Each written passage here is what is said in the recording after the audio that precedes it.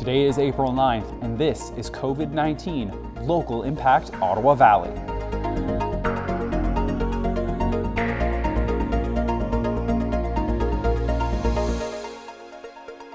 I'm Trevor Riley, and here is a look at the COVID-19 situation at the latest update of April 9th here in the county. We had no new confirmed cases, which keeps us at 12, and no new deaths, which stays at 1. Total tests done are at 615, and an increase in negative tests coming back to 484, and we are currently awaiting the results of 155 tests. In Ontario, the numbers of cases went up by 483, bringing it to 5,759. And that's a 9% increase from yesterday's report. 200 deaths have been reported, and total tests done have reached 88,000 people as of the 10:30 a.m. update on April 9th. Students in Renfrew County are headed back to school, but not back to the classroom.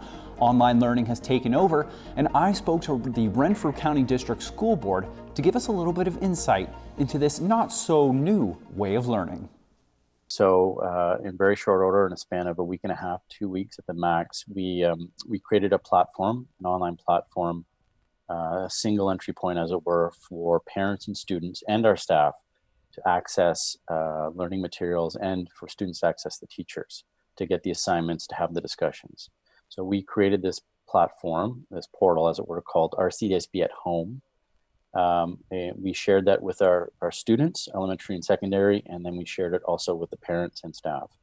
The intent of it is to provide, as best we can, all the resources that we feel students, staff, and parents need to work through this.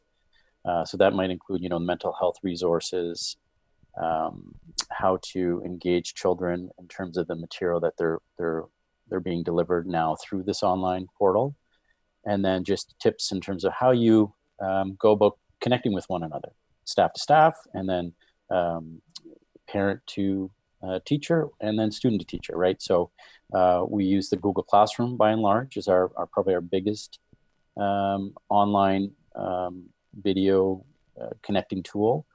So they go through that portal, engage through that way.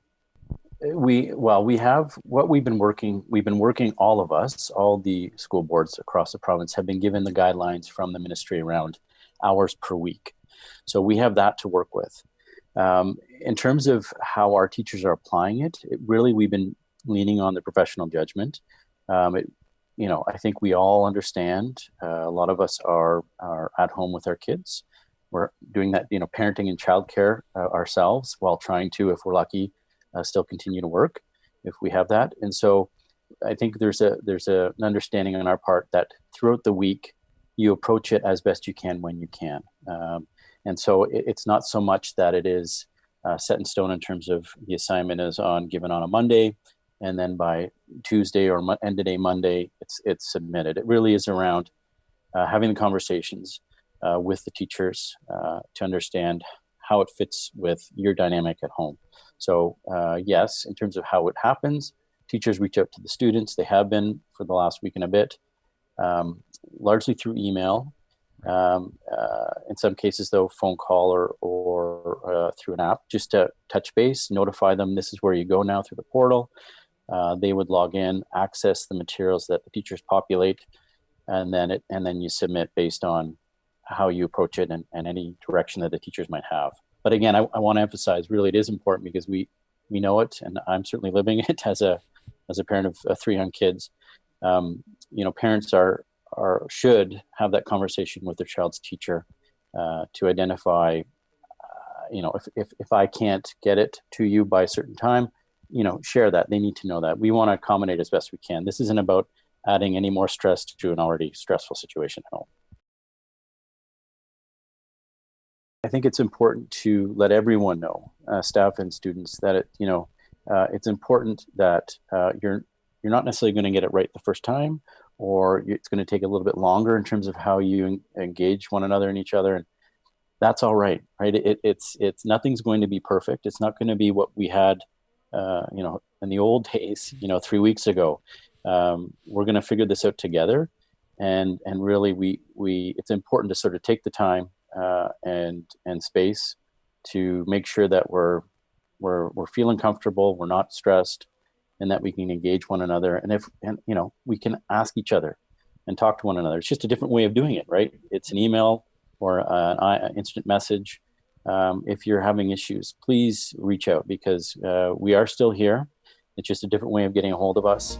And we want to make sure that everyone is being heard, and that in many ways we're feeling the same things you're feeling. So you're not in this alone, and we'll get there.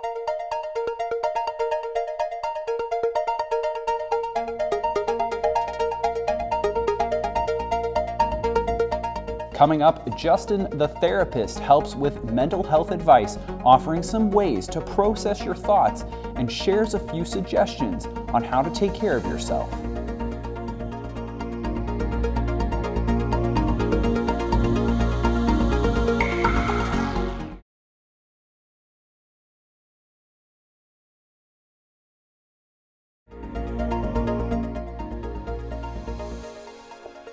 Welcome back. Justin gives us a way to remain social while physical distancing, and he also reminds us that feeling not okay during this time is normal.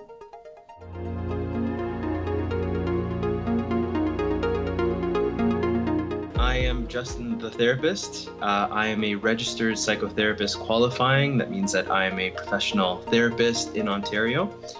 And I work with individuals, with couples and families. And before the coronavirus, I used to see clients in Mississauga and Guelph, but now I help lots of people over video or phone chat.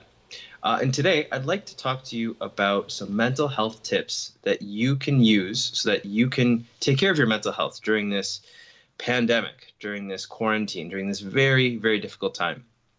So let's begin. The first tip I have for you is probably the most important thing. If there's anything you're going to take home from this, it's this one, which is that if you notice that you're feeling down, or you're feeling depressed, or you're feeling really, really worried about yourself, about maybe your health, maybe about other people's health, if you're overall not feeling as great mental health wise as maybe you were before this pandemic, I want you to know that that is normal. That is okay. It makes sense to feel not okay. It is okay that you are not feeling okay. Allow yourself to also grieve, because there's a lot of things that we're all losing. We're all losing the ability to meet in public, meet in person with loved ones. Maybe there was a concert you wanted to go to, or a vacation you were planning on looking forward to, or maybe something much more serious happened. Maybe you are affected health-wise, or maybe you've lost someone to COVID-19. I want you to allow yourself to grieve. It is okay and sensible that you are upset at what you've lost. Now, of course, that is very helpful, but there's other things you can do to feel even better during this time. So what I really want you to do is to take care of yourself. Now, one thing you can do is to limit how much you're exposed to the coronavirus news. So we are so exposed every single day, 24/7. You can hear about the coronavirus, about COVID-19, about different press conferences, different news coverage, maybe even things that you read on social media. That can become overwhelming when it feels like the entirety of everything that we're consuming has to do with COVID-19.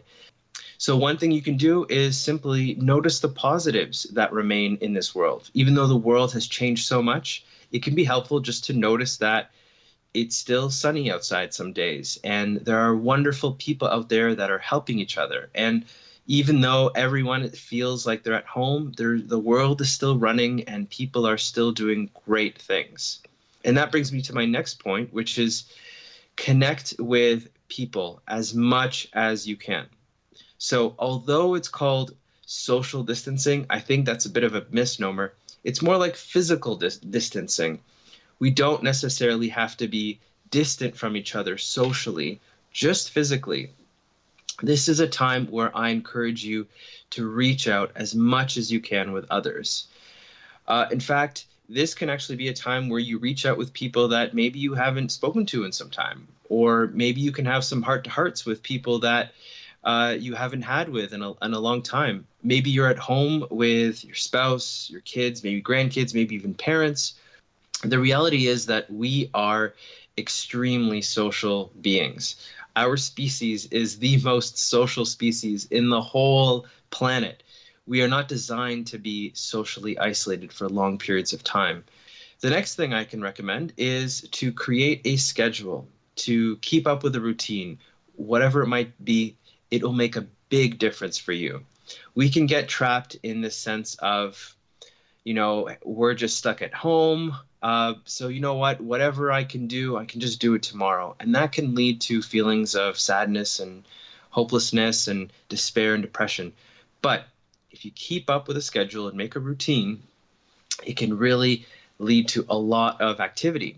And that can be really good for our mental health, including physical activity. Our minds and our bodies are so connected. So doing some physical activity can really help release those positive, good feeling hormones like endorphins. It can make a tremendous benefit for your mental health. And if you're stuck at home, there are plenty of videos you can watch online to help you exercise, videos that can help you if you have no equipment even. Another thing you can do is to go outside. Now, of course, it's very important to be safe and not necessarily congregate or go to public places, but even just stepping outside of your home can make a big difference to just get some fresh air. Another thing you can do is to write in a journal. During these difficult times, it's very important to have an outlet where you can share how you're feeling and talk about your feelings and process your thoughts. So if you can write in a journal, that can be helpful. Or if you don't like to write as much, you can use an audio recorder, perhaps on your smart device, or you can even video record yourself saying things, and that can be a helpful way to let out some of these thoughts.